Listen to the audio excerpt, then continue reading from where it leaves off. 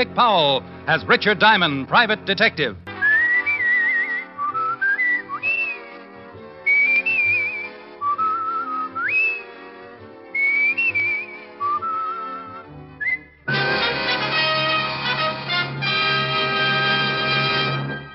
A transcribed half hour with Richard Diamond, private detective, starring Dick Powell.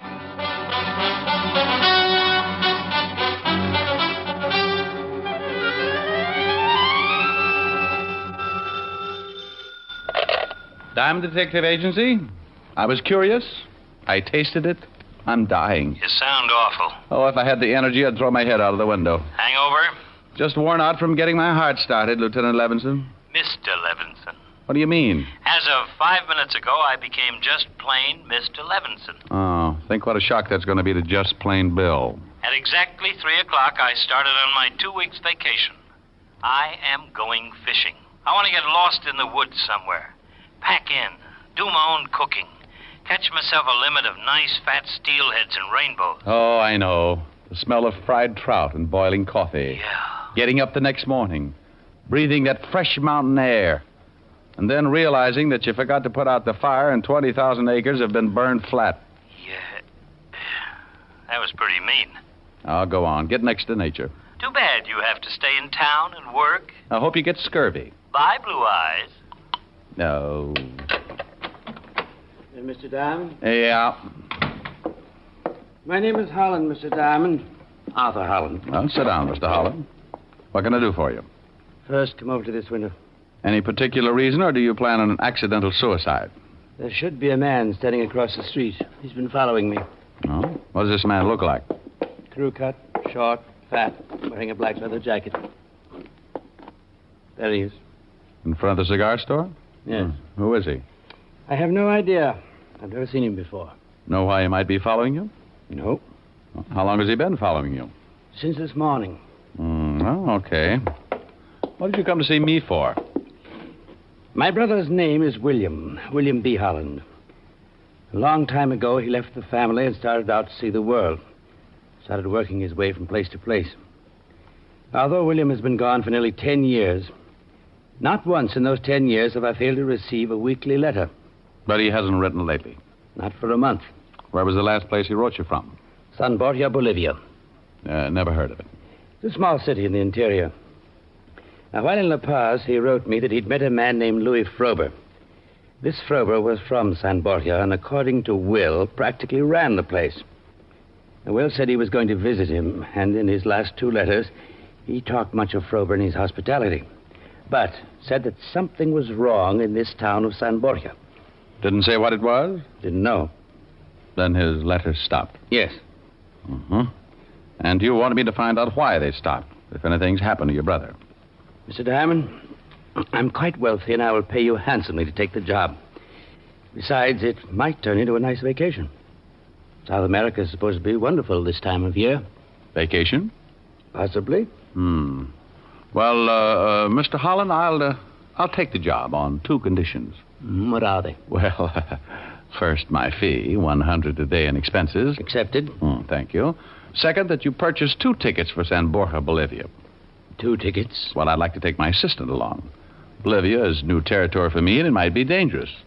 I checked on you quite thoroughly, and I didn't find that you worked with an assistant. Well, only on the cases that take me out of town. He's a worldly man. He could find a trout in the Sahara. Lots of experience.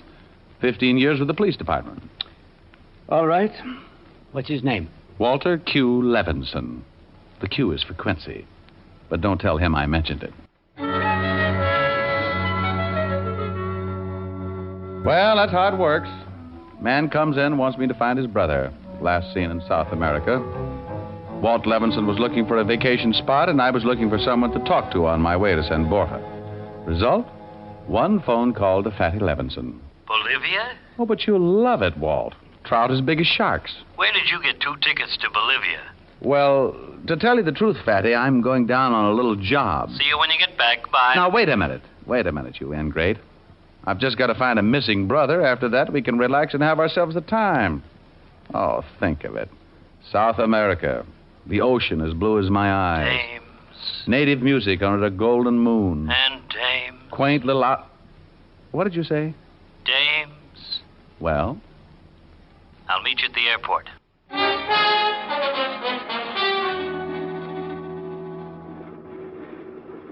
Pan American Grace Clipper, Flight 109 from Miami, Guatemala City, Panama, Lima, Arequipa, and La Paz, boarding at Gate 7, all aboard.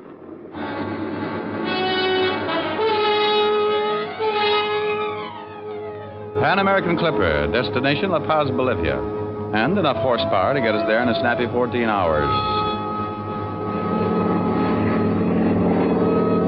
The lights of Manhattan dropping away as we turn on the first leg of our pattern, heading up for 16,000, looking down and wondering about a man in a leather jacket and a crew cut, looking down as the lights begin to melt into a heavy cold front.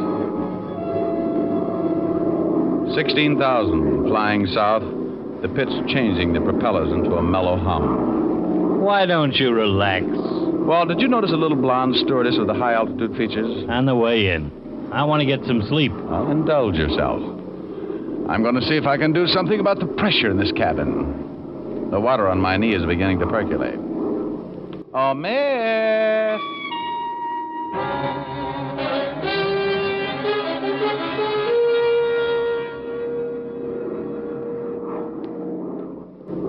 Hey, Batty, wake up. Huh? Oh. You had yourself quite asleep. Yeah. Where are we? Well, another hour, we're in Miami. How'd you make out with Miss Hummingbird? Been with Pan American 3 years, 60,000 miles, over 2,000 hours. Name's Rogers, Gene Rogers, Baltimore. How'd you make out? Oh, shut up.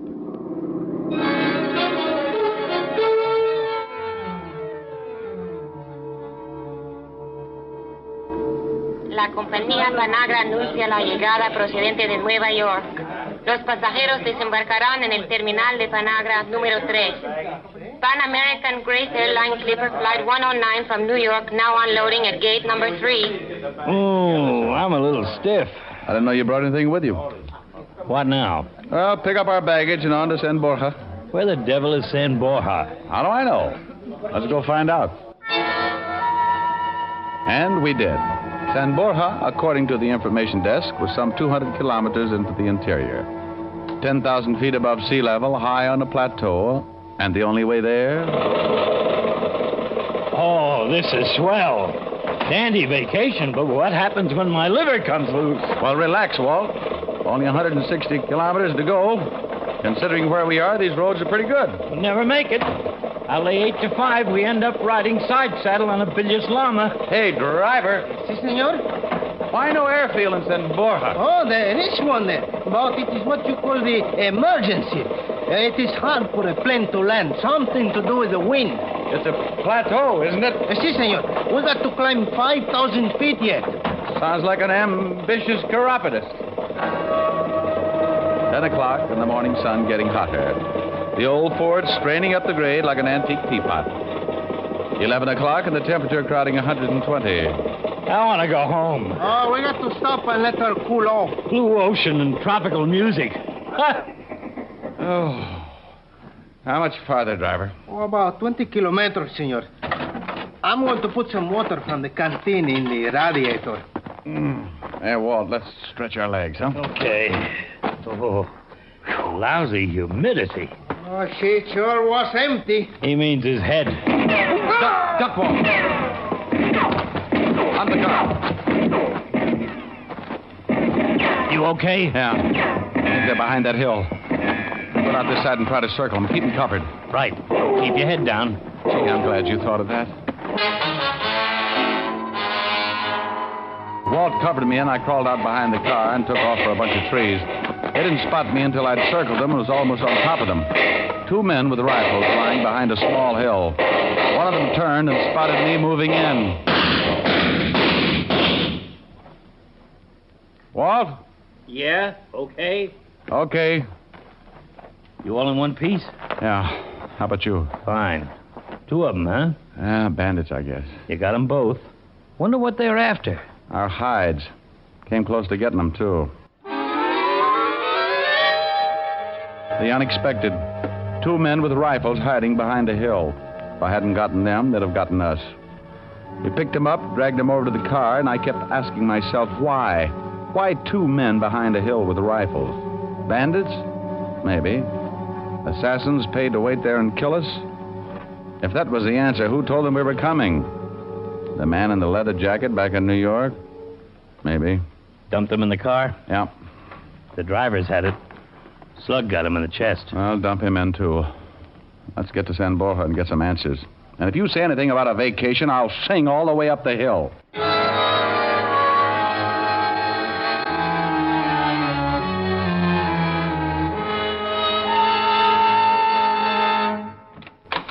The 2 Americans, Mr. Diamond and Mr. Levinson. Come in.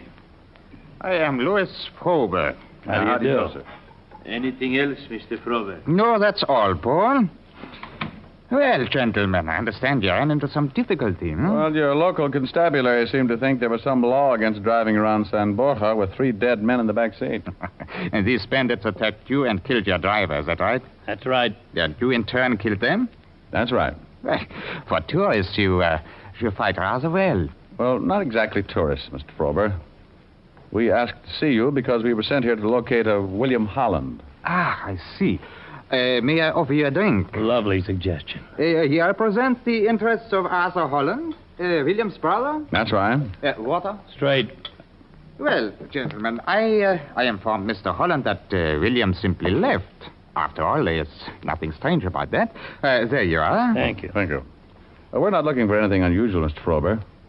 This was the last place William was heard from, so this is the most likely place to try and locate him. Of course. Well, here's to a pleasant stay in San Borja, gentlemen, and to your very good health.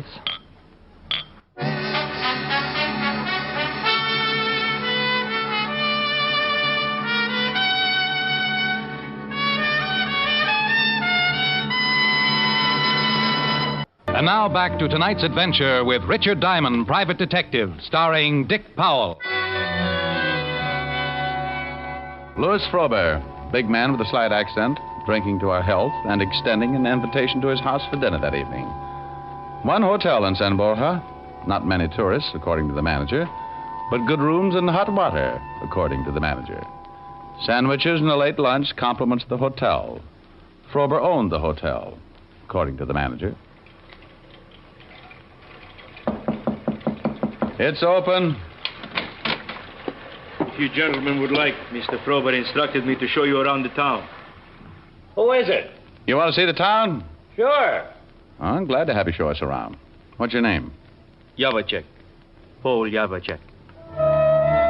San Borja, Bolivia. Sitting on the top of the world, 2/3 dense tropical jungle. Population 335 who take 2 months every year to cut back the persistent jungle. Principal industry, tin. The mines, 2 kilometers east. Frober owned the mines, according to Paul Yavacek. 3 main streets, modern, up to date. A clothing store. Several cafes, a bank, telegraph office, post office, and recreation hall. All built and owned by Frober, according to our guide, Paul Yavacek. You mine tin, huh? How do you get it out? Trucks, then by cargo plane. If you had arrived tomorrow, you would have passed the caravans as you came up the mountain. The ore is taken out once a week. How well did you know William Holland? Not well. Now, if you gentlemen have seen enough for today, I suggest we leave for Mr. Frober's house. He expects you at 7. A kilometer from town in the house of Louis Frober. The jungle not far off and a heavy tropical shower right on top of us. Like Frober, the house was big and imposing. A showcase of its master's wealth and position. I am so sorry that you got caught in the shower. They are pesky things sometimes, but they don't last long. Louis? Gentlemen, my wife, Mrs. Frober, Mr. Diamond, Mr. Levinson. How do you do? How do you do, Mr. How do you Frober? do? Dinner is served.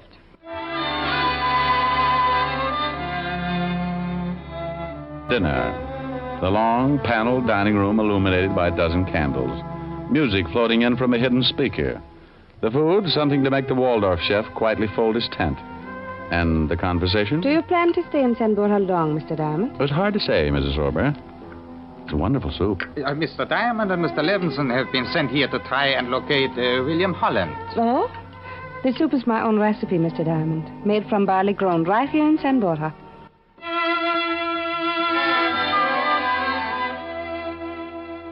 Just a casual dinner conversation, unless you're conditioned, aware of the subtle interrogation.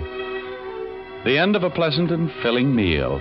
Armagnac in the den, and more talk about health, wealth, and the weather. And more interrogation. 10 o'clock. Well, I am afraid you'll have to excuse me now, gentlemen. I have to be up at 6 o'clock, and I have a hard day ahead of me.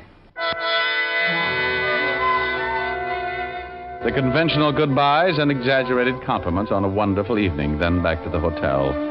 All in all, a very interesting evening, according to Fatty Levinson. Our charming hostess slipped me a note as we left. Why, Walt. I must talk with you. My husband will be leaving the house shortly before midnight. Meet me in the garden at 12. Why, Walt.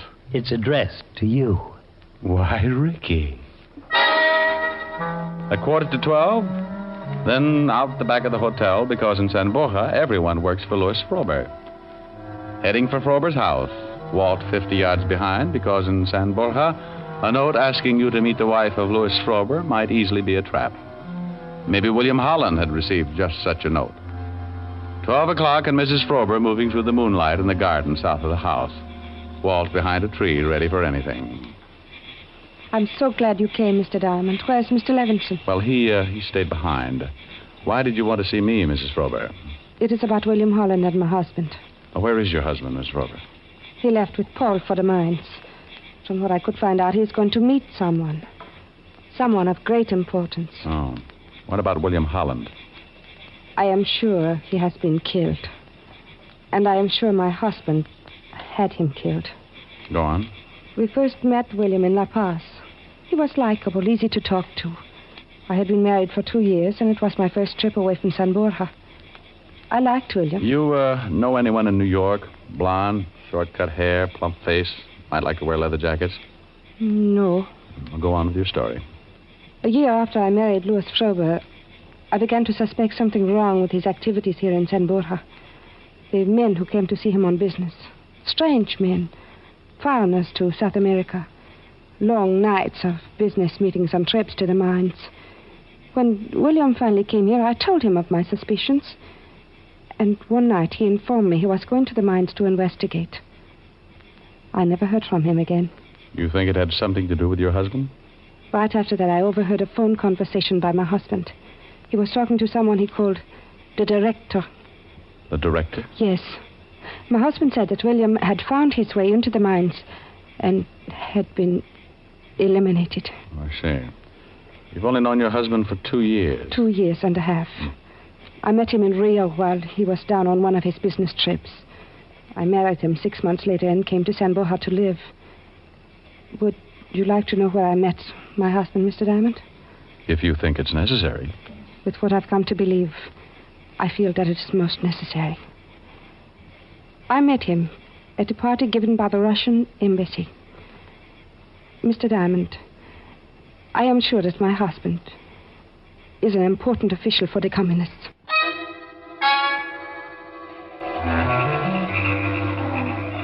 Along the road east of the Frober mines, no lights, just the moon. The sounds of the jungle raising the hair on the back of my neck.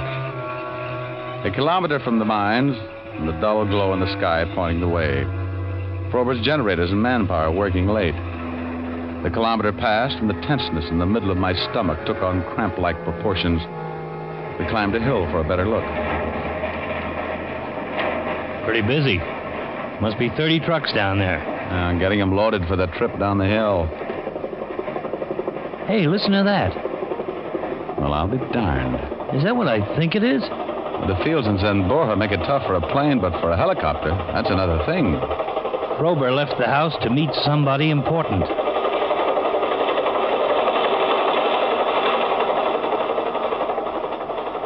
Anybody who comes into San Borja in a helicopter at night is a pretty good bet to be important. Our dead driver said there was an emergency field. Well, it's landing on the other side of the mines. Must be close. You want to take a look? Well, not too many men around those trucks. Before we go looking for that copter, I want to see if it's really 10 Mr. Frober is taking out of that mine. Down the hill, Walt 20 yards behind in case of trouble. Picking our way through the brush, trying not to sound like a landslide. A long road running away from the mines toward San Borja. The line of trucks, the first dozen or so loaded and ready, their backs piled high with sacks. A short sprint, and I was boosting myself up on the back of the first truck, digging into one of the sacks, feeling the heavy chunks of ore, then down off the truck with the ore in my hand. You're up late, Mr. Diamond. Call Javicek, Frober's right-hand boy, standing in the darkness, his gun pointed right at my stomach. Mr. Frober will be happy to know of your interest in his mines. Start walking up the road toward the main gate. Stay ahead of me. Keep your hands in sight. Tell me something, Javicek. How do you get 10 out of pitch blend? I suggest you ask Mr. Frober. He's at the mines? He will be. Drop it, Javicek. Thanks, Walt, thanks. You all right? Yeah, it's close. Javicek? Dead. Come on, let's get out of here. Where to? Well, Mrs. Frober said her husband had a phone conversation. I'm going to use that phone and warn La Paz about Frober. Hold it. What is it? Car coming down the road. Frober. Yeah, and he's got company. Probably his important visitor. When he finds out what's happened, he'll guess it's us. We'll never get back to town before he does. Unless we drive. I will take a chance on the confusion and grab that first truck. Clear. The keys are in the truck.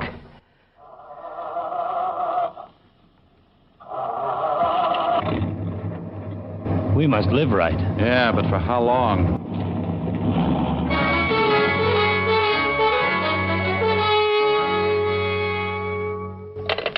There is a direct phone line all the way to Cavendo. The operator at Cavendo can put you through to La Paz. Bueno. Operadora de Covendo, ¿puede recibir? She's talking Spanish. You better take it. Oh. Esta es la señora Frober. Favor de conectarme con La Paz. Minutes running out. Mrs. Frober looking frightened, waiting for La Paz to answer. She has them. Ask for the embassy. Car pulling up. La Embajada Americana, por favor. Frober and his important friend. Mr. Diamond, I have them. Hello? Yes, American Embassy. Now listen carefully. I can't repeat. This is Richard Diamond, American citizen, calling from San Borja, Bolivia. Louis Frober is not mining tin. It's pitch blend, and is believed to be working for the Russian government. Look out! Hello, Mr. Diamond. Rick. Okay. Mrs. Frober. I'm all right. Take a look at Frober and his friend. Hello. What happened? Hold on a second. There's been some trouble. Frober's friend is dead. Frober's moving, but it doesn't look very good. Hello, La Paz? Yes, Mr. Diamond, go ahead. What about Frober? Wait a minute. Maybe I can get him to tell you himself if the phone will reach. Frober, can you hear me? Hello, La Paz. There's been a shooting here, and Mr. Frober's dying. Frober. Yeah. Frober, you're dying. You want to tell us about it? You're mining pitch blend instead of tin, right? Right. You're working for the Soviet Union? Yeah. Did you send 2 men to ambush me? Yeah. Our agents in New York watched Asa Holland and reported that she had been hired. The guy with the crew cut and the leather jacket. Did you have William Holland killed? Yeah. He found out what... Oh. Frober. Hello, La Paz. Frober's dead.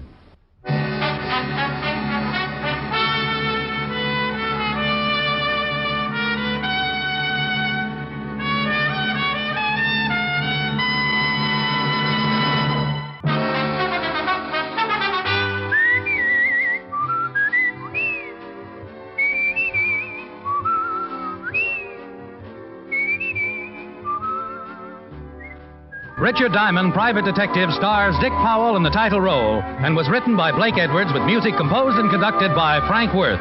Heard in tonight's cast were Arthur Q. Bryan, Wilms Herbert, Ben Wright, Jack Crucian, Virginia Gregg, Don Diamond, and Lillian Byatt. Richard Diamond, Private Detective is transcribed in Hollywood by Jaime Del Valle.